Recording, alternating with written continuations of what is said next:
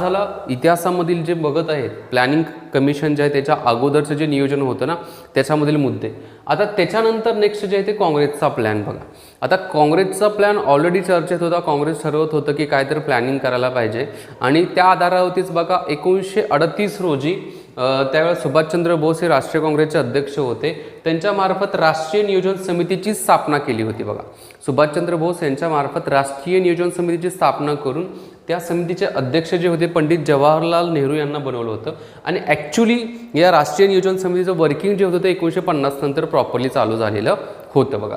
म्हणजेच राष्ट्रीय नियोजन समितीची स्थापना 1938 मध्ये कुणाच्या मार्फत केली होती तर सुभाषचंद्र बोस यांच्यामार्फत केली होती. अध्यक्ष जे होते ते पंडित जवाहरलाल नेहरू यांना बनवलेलं होतं. पुन्हा एकदा हा जो काँग्रेसचा प्लॅन जो होता याच्यामध्ये प्रॉपर देशाच्या अर्थव्यवस्थेला जर विकासाच्या मार्गाने घेऊन जायचं असेल तर नियोजन करणं काय तर गरजेचं आहे. त्या दृष्टिकोनातून हे करण्यात आलं.